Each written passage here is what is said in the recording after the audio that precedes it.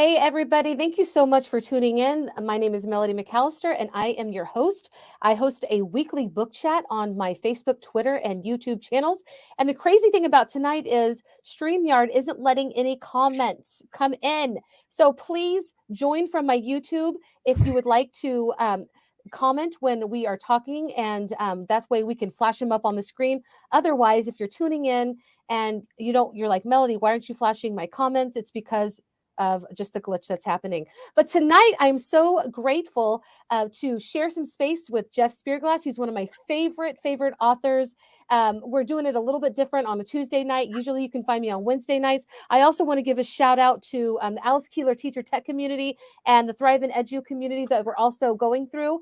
And yes, because the coolest thing about Jeff is he is an amazing author, but he is also a teacher. So he gets it. And he's got so many good books. I'm going to be dropping links tonight about how you can find out all of his books. And even though he's a good sport about me, I'm doing this during the Halloween season. And he was also with me last year, pretty close to Halloween. And I'll drop that as well. His books are amazing. They're good for all year. I just read this story, Countdown to Danger. Is this your newest one, Jeff? This is the newest book. It dropped in July. Awesome. I read this with my son before school, just one of the stories, and we're going to talk about how I can just say one of the stories in this. And he loved it. So this is great. This is a great way to engage your readers, all school year, not just for Halloween. But anyway, I'll stop talking. Jeff, I love that you're on here. I love all of your work. Tell everybody, first tell how you're doing and everybody a little bit about your background. Sure. I'm doing very well. I've been up since 5:30 a.m. and it's now 8 p.m. And like my day has not stopped. Just got back so I'm a busy guy, teach grade 6. Shout out to Alpine Public School in Kitchener, Ontario. So I am an elementary school teacher by day and by night, and weekends I write children's books. The irony, of course, is, are they children's books? I write them for me and probably for the child that has always lived in my skin. And I've been writing for a long time. When I was in grade school, I was writing little mini books, and they became longer stories, and I would give them to my teachers, and they would give me notes back and say, you should do this. And I said, sounds good. And then I went to film school, and I worked in television, and then I worked in magazines, and then I said, but I need a career. And so I got into teaching and just did not give up doing this. And I think this is book 29, if I'm not. In the spring, there'll be 30 somewhere out there. That is so cool. I love that. And you can find all of his books at jeffspirglas.com. And I hope that you will check it out. 30 books. That's amazing. You don't even seem old enough to have written 30 books. Well, they're in my defense, some of them are very short. Some of them are quite short. So they're not 30 novels. Power to the Stephen Kings out there who can fell entire forests worth of books. That's not my skill set or my brain capacity. Yeah. I love where the whole mindset of where you're coming from. It's the horror part of it, and you can see some of Jeff's books in the background. We are fans here. Yes, look at that. But I think I like the way you write, because a lot of our young people that are getting into reading, they don't want to stay on for a Stephen King novel. They're just not there yet. This is a great way to pull them in. And I'm just kind of curious, why did you decide to write a choose your own ending story or stories? Because this is number 3. This is number 3. And it actually, the story behind this particular series, Countdown to Danger, is that the funny thing is I had an old editor who used to work at Scholastic, who moved to Scholastic. And I would give Scholastic all of my terrifying stories. And they said, thank you, Jeff. That's not what we're looking for. I would send them things, because at least I had someone I could send stuff to. I remember at one point, and I always like to bring up Barf Beard. I said, it's a picture book about a seasick pirate, Barf Beard. And the title, they said, no, not our thing. And I was like, I totally get it. Somewhere out there's a publisher for Barf Beard, but they actually came to me because they were continuing a series that was started by a different author. And they said, would you be interested? And I said, Yeah, sounds great. And the thing is, a while back, a few years prior, I had actually tried to submit a proposal for a choose your own type story Hmm. series. So even though it wasn't one that I had created, I certainly understood the concept. And Scholastic also has a an educational wing. They do these books, Moving Up. I don't know if they're available in the States or not. Moving Up with Hmm. Literacy Place. And I've I never had seen done, them. yeah, I'd done a sort of choose your own style medieval story, a few years prior as well. So I had understanding of what was required. But it was definitely a learn as you go, figure out, and with my editor, how do we code it? How do we make it so you could make the pages interchangeable? And the thing is, it required 30 endings. So it's a lot of brainstorming. It's 30 endings. Like I can't even imagine writing 30 different endings, but I got to be honest with you. So we've read two of them so far, and when I was reading on my own, I remained alive at the end of the story, the ending that I chose. And I was a little adventurous. Like I wasn't trying to be super safe. Yeah.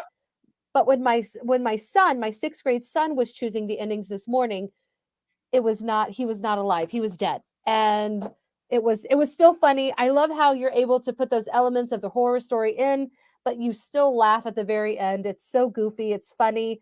It's not too scary, I don't think. It looks more scary than I feel like it really is on the Yeah, cover. I do some short fiction that it is, I think, sometimes veers to legitimately frightening.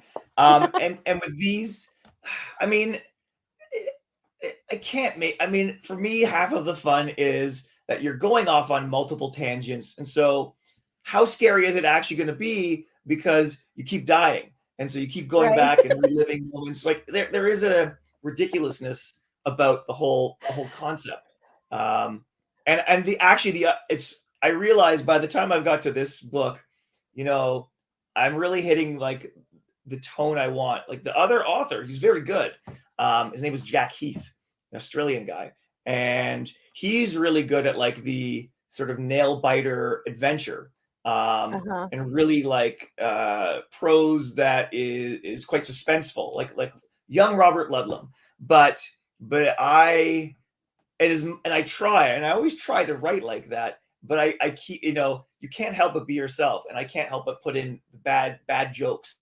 That the bad jokes make it, maybe because, and it might be because I know these horror tropes so well that for me they're often very funny, and I watch a Right. lot of scary movies, like a lot, like a I lot. like it. Yeah, I've seen it all, and it's right. hilarious. And I like it that you did, you keep to that theme because it's on your social medias. Of course, I follow all your social medias. I'm pretty sure I do follow you on TikTok as well. But the thing is that once you've seen all those scary stories, they are comical because of the Yeah, tropes that you mentioned, because they often come up and they repeat. And then you always think, I would do better. These characters, they're so dumb. I would do better. But this actually gives you that opportunity to like put yourself in the character's place. So I yeah. love it. I'm gonna go off screen for a second. The series that Okay. actually inspired me. I'm off screen, but I'm coming back. Don't worry. Just my bookshelf. Watch. Whoa! Look, there's my bookshelf. Whoa! Nice. Oh my God! I moved my computer. Hopefully that didn't disturb, whoever's watching in YouTube land. People might watch it later, so my mom will watch. Remember last year my mom was on making comments. It was I hilarious. love it. So I used to read these when I was the age, the fighting fantasy, and these were Steve Jackson, Ian Livingstone, and there's over 30 of these, and they've been around since I was a kid in the 80s.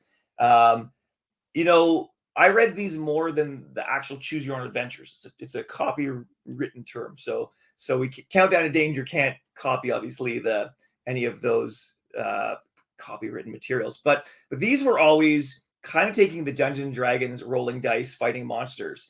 But for me, the thrill of these was how well realized the world was. Like you had to be in a specific place. You weren't jumping around too much. Like you were in Death Trap Dungeon, you're confined to this dungeon. And I think sometimes they even have maps to help you because they're actually larger books than what I'm writing. Right. And they always had very, lurid illustrations. This one's less lurid, but it really sucked you into that world. And the trick with these ones is it is this, like, if you flip it, 30 minutes, 30 endings. Yes. And I know that with the first one, it poses the challenge because you have to be able to, like, navigate within a legitimate 30-minute time frame. So how far are you going to go? The first one's in the Rocky Mountains at, like, a dam, a secret dam, where bad guys are, like, doing things to animals, and, like, they're up to something nefarious.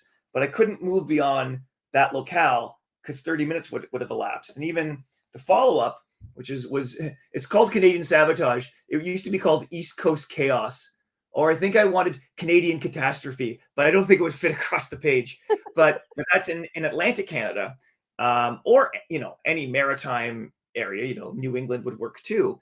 But again, you start off in the water, and you can only go as far as 30 minutes will take you. The nice thing about, Right. they wanted to do a scary one, and so to me, Haunted House kind of made sense because you're confined to the house or the areas just beyond the house. So it allows you, space to move. The trick was that, I tried to move beyond the house as well because I didn't want it to be too claustrophobic.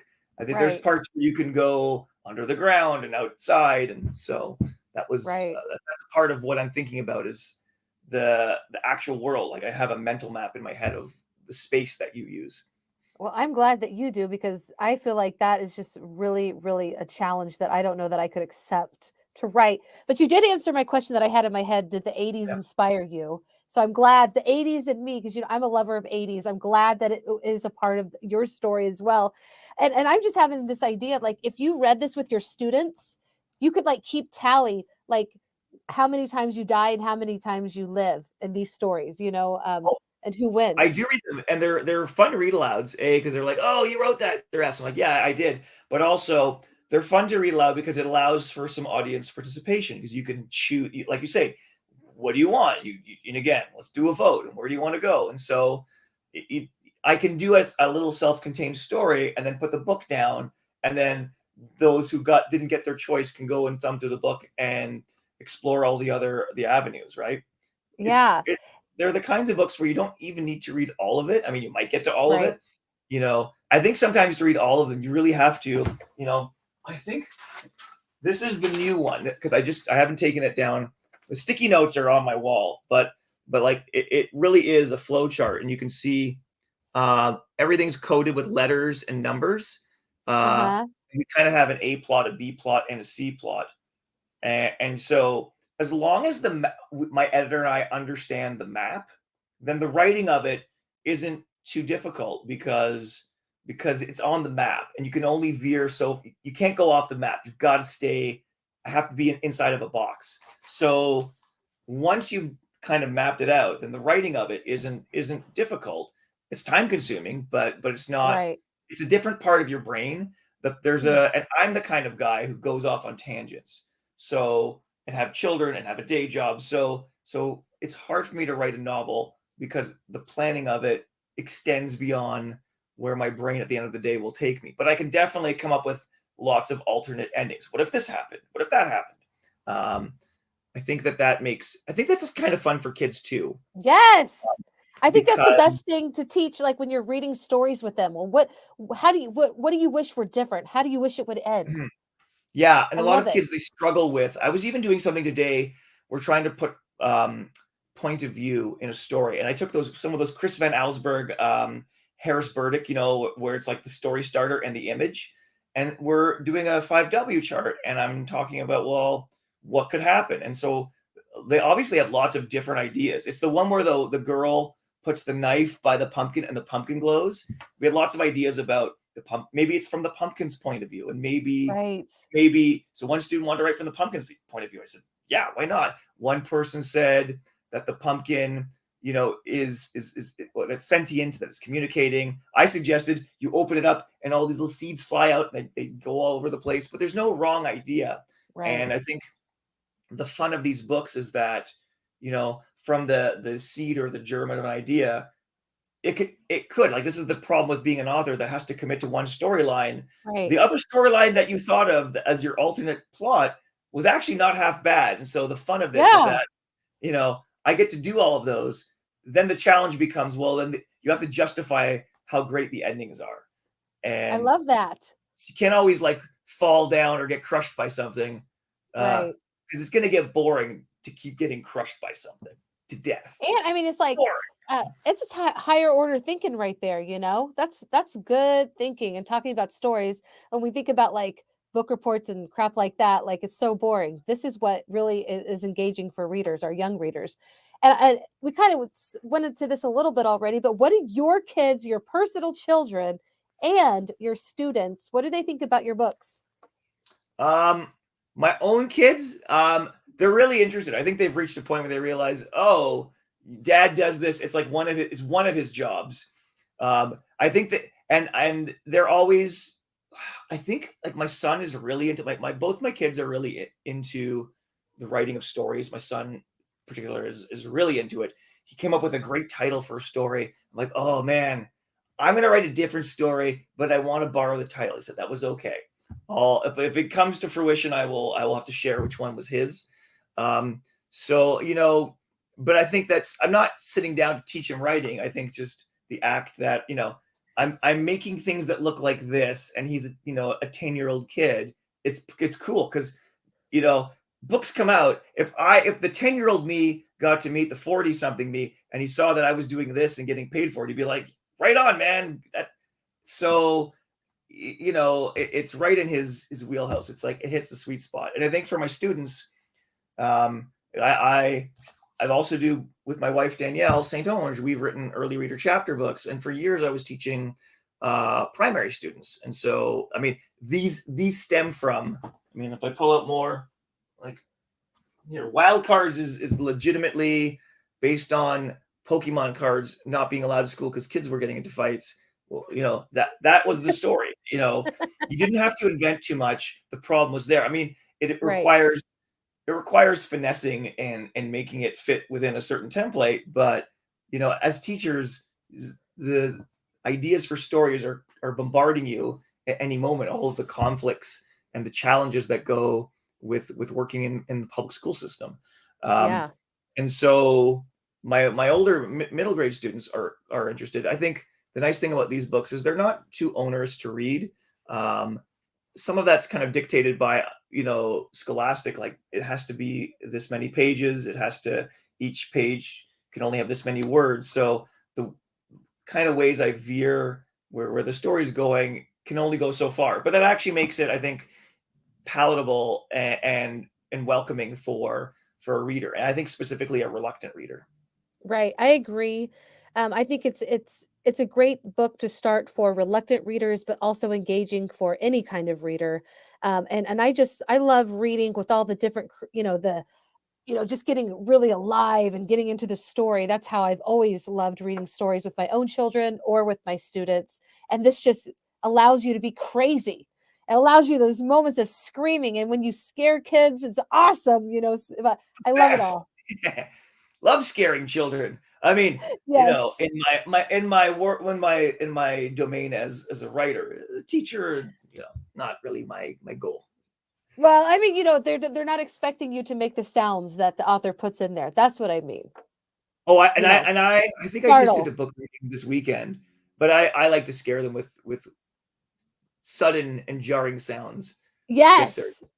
I feel you. Yeah. Do your kids or your students, are they like, wow, my teacher, my dad is famous? So that's the thing. Kids are like, "Are you famous?" And I'm like, "Well, have you heard of me prior to you like knowing that I did all this?" And they say, "No." I said, "Well, there's your answer. If you had, then perhaps." But actually, one of them this year said, "Well, I read your book on epics." I said, "Okay, well, the book's out there." I You think know. you're famous. Oh, thanks. I think Fame it's so is cool. Like my friend is Jeff Szpirglas, even though I've never met him in real life, but just wait. One day I one will. day. One day.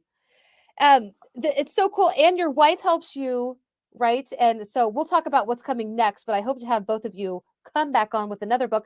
Before we go there though, do you mind reading a little bit, or I wish, okay, before we do, if you're watching and you're like, Melody, why aren't you putting any of my comments up? It's because there is a glitch right now.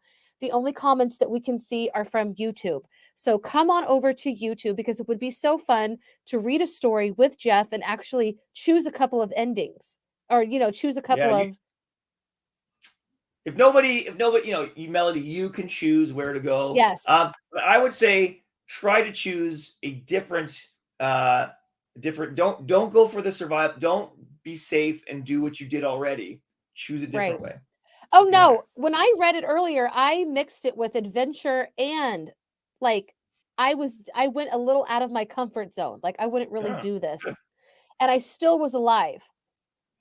Well, I I'm think I'm glad you just survived. I survived. So I don't know. I think I'm just really like a genius or something. I don't know. But Yeah. we'll see. Should we read a bit? Let's do it. Yes. Twist my arm. All right.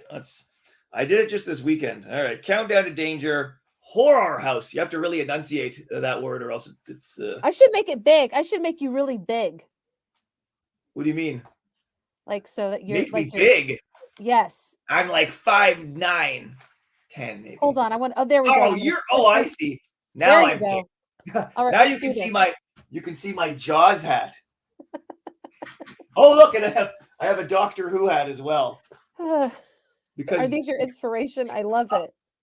no, like watch. Look, if you look up, those are all my Doctor Who toys. I have a lot Nice. of Doctor Who toys. Okay, let's read some. But I digress. Let's read some stuff. All right, the door slams behind you. You turn around and you grasp the handle. It should open, but it doesn't. Kenesha, you say nervously, and you turn back to face the inside of the old abandoned house you entered only moments ago. Your cousin is here on a mission, already holding her video camera in one hand. In her pocket is a device she claims can detect the essence of spectral entities. You're not entirely sure you buy that, but this place definitely gives you the creeps. The door won't open, you tell her. What if this place is like really haunted? Good, Kenesha says. That's why we came here, to prove it once and for all. You shake your head. While Kenesha has been busy posting videos about ghosts on her YouTube channel, you've been digging for information at the library. What was it that old local history book you found told you?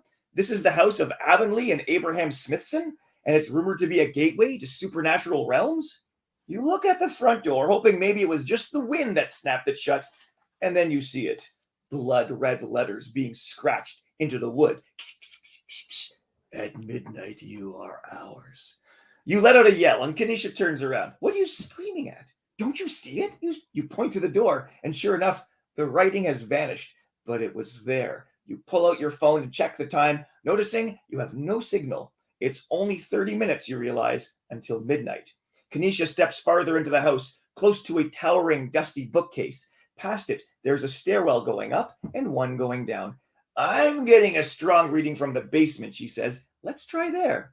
Don't do it, you say. We're in danger. But off she goes. You turn back and you try the door again. You can't save her. We will possess you. We will be free. Yikes. You should get Kenesha and get out of here. But then a flutter of movement down the hall catches your attention.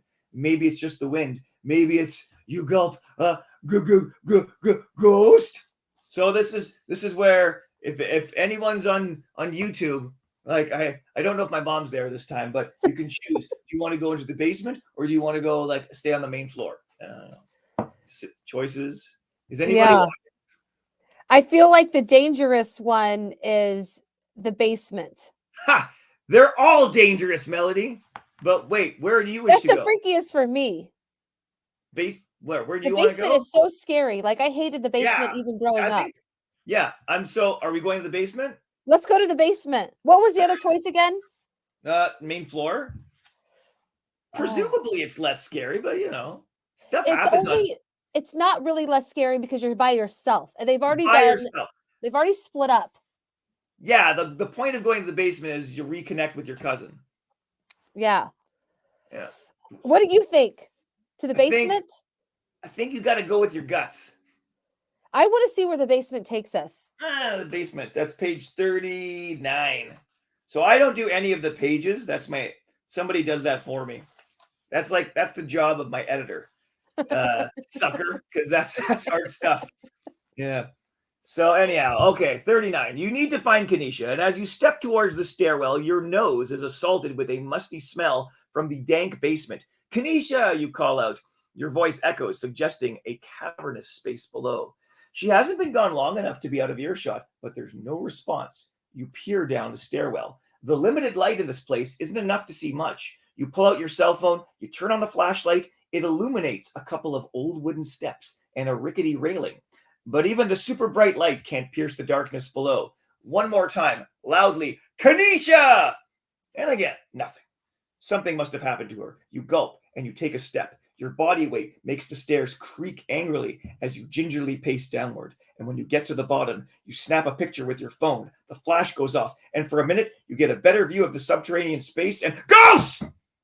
Your scream echoes around you. They were white, covered with sheets, and wait a second. Ghosts don't wear sheets. That's like from old cartoons. You shine your phone's light back on them, and you see they're just objects covered with sheets. They're tall and rectangular and thin, kind of like mirrors or paintings. In fact, there's a mirror propped right by one of them. Weird. You tilt your phone and you see an old lantern and a book of matches on a table nearby. You work quickly to light the lantern. Its glow flickers, making the shadows dance as if they're alive and watching you. Swinging the lantern around, you notice something on the dark earthen floor by the far wall. There's a sizable hole in the ground and it appears to be freshly dug. It looks like a person could just slip through it. Could Kanisha actually be down there? You take a step towards the hole, but as you do, you hear a breathy voice behind calling your name.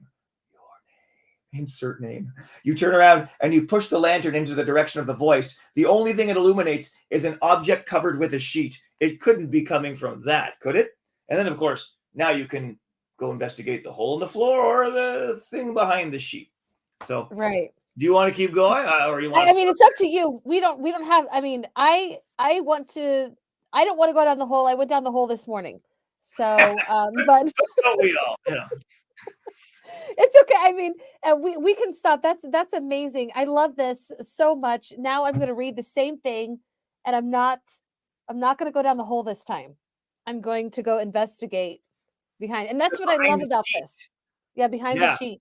Be careful, because it is a countdown to danger. Right. So yeah. And I got to be honest with you, I didn't get it at first when I saw the 30 on there. I was like, I was thinking hours, but it's minutes. And I was like, yes, oh, Ben, this is minutes. I must admit, I pay very little attention to the clock. Somebody's job is to put the numbers on the clock and make it line up with, in theory, how much time you're taking. But like, it's sometimes crazy things happen in the book. Like you might end up with that. What's happening there? I mean, we've done a lot of playing around with time in some of these books as well.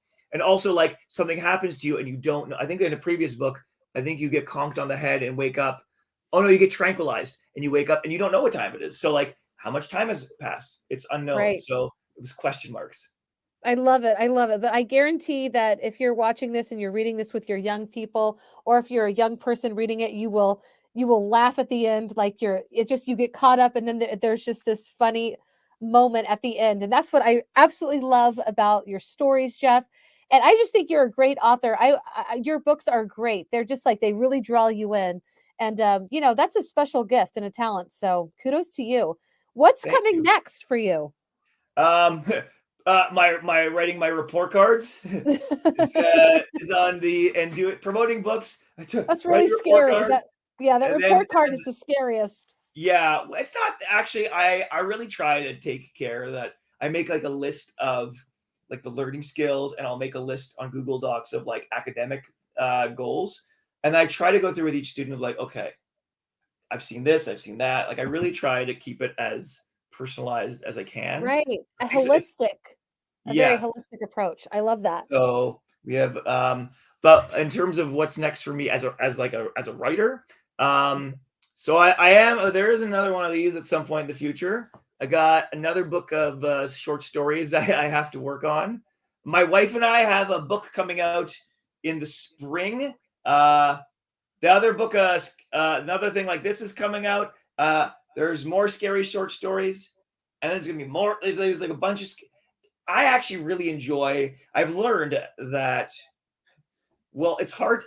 Everyone's writing a novel, and I'm very, very fortunate in that I've managed to convince publishers to let me write short stories, which I think traditionally can be a hard sell. to do an anthology of stories. But an anthology of scary like horror works really well in short form. And I think we were talking about this before, because you're only opening up the world so much there, and there are a lot of unknowns. I think the unknowns, lead to a scare. And and for me, I like exploitational horror. Like I love like schlocky horror, and I love trashy movies. I say this like with great reverence. That I like the ability, like when what you're watching is complete artifice, that Right. filmmakers just get silly. Like Right. there is a movie called Schlock, and that is what it is. But I love stuff like that. All of these, the fifth sequel in, because at some point, if you're not being lazy and you know what you are within that genre, you can have a lot of fun with it. And for me, Right. that, not taking oneself too seriously. But by the same token, if I come into a story and it's funny and it's goofy, then I can kind of slide something in that's not goofy. And what begins as seemingly, light and simple, can very quickly turn into something deadly and dangerous. And I think that's what I enjoy about the genre, is that it's, you don't know, there's not always that safe trust in where the author is taking you, or where the filmmaker is taking you. There's not always the happily ever after. Yeah, and that's, and I think we were talking about this before, that there is, not every life isn't always like that. And so, I think these stories serve as a comfortable tool where, like, you're within the realm of fiction, and yet like, I think about David Cronenberg's The Fly. I love The Fly. It's not for kids, so if there are kids watching, you do not watch although I think I was actually 10 or 11 when I watched The Fly. I always watch the movies I wasn't supposed to watch. Yeah, I know, but I can't endorse that as a teacher. As I can speak for myself. But The Fly is basically about a man who is degenerating and who is struck with a crippling disease. You would never want to watch an hour and a half of someone dying from cancer. I can't do that. But turn him into mutating into a half person, half fly. Suddenly, I've got buy-in, because it's actually taking that legitimate fear, and through hyperbole, I can engage with it in a way that is fresh and invigorating, and still very tragic. And so I think that these types of stories allow readers to enter into, I guess, the less comfortable parts of their lives, but be able to not encounter it directly. Like the theme is the same, but the means is different. And again, I've gone off on a tangent. I don't know if you have to kick me off the. It's okay. I'm putting up you can find all your books, at your website, but I love the short stories. I actually think that the short stories are a little bit scarier, because you don't know how it ends, and your mind is racing, like, oh my God, what happened? But you just have to decide what happened. And whenever I plan out like a book, we always try to like figure out the right order. So I'm going to start with like a scary one, that's a funny one, and then there's a weird one, and I end with this one. So it's like when you're assembling, like, you think about Abbey Road, Beatles, Abbey Road, that B-side, all these little fragments of songs that actually fuse perfectly into this suite. And so it's kind of like assembling an album. Like the order of songs on your favorite album feels inevitable, but actually there was a lot of work that went into the sequencing of those. And that's like these books. And I'll say with the new book of scary short stories, it was written during the pandemic, and I wanted to include some stories about the pandemic, without saying it's the COVID-19 virus, but the idea of social distancing and the idea of isolation. That's a really big theme. And The Thing is, John Carpenter's The Thing is all about mistrust and isolation. It's a huge theme. Yeah. Well, thank you guys so much for joining us. I know you were watching, you couldn't comment if you were watching from my socials instead of my YouTube. So I do want to say I'm sorry for that glitch. That's just something that we couldn't control. But Jeff, this is not going to be the last time you're going to come on my book chat, I hope. Always happy to talk about books and stuff. Yes. And I really appreciate you inviting me back. Oh my gosh, anytime. Like, don't wait for an invitation. Come back whenever you want. Wait. Somebody wants to say goodbye. Penelope, what do you want to say? Do you want to say hi to Melody? This is No, Penelope. you are looking at her on my screen. She's right there, but she's in Alaska, and we're in Kitchener, Ontario. You can't go there. It's like a world away, and Yeah, yet here we are. She's a Florida rescue cat. Wow. All right. She wants me to put her down. All right. Bye, Penelope. Thank you so much for joining me tonight, Jeff. Don't hop off. I'm going to put my outro on, and then I'm going to take a picture. But thank you. Yes. And when your next book comes out with your wife, I want you both to come on. I think that will be even more fun to have you both on here as well. Oh, it'll be fun. Yeah. Yes. It'll be good times. Yes. Well, anyway, guys, see you next week, and make sure I'm going to put. Well, I want to put up your. Is it right here? That's your Twitter. I always, you know what? Follow him on every single channel that there is because he is hilarious. And here is your, yes, there's your. That's my website. Yes. Yes. Check out his books, guys. They're great. And we'll see you next week. Bye, everybody. Bye. I got to figure, where's my outro? Yeah. There we go.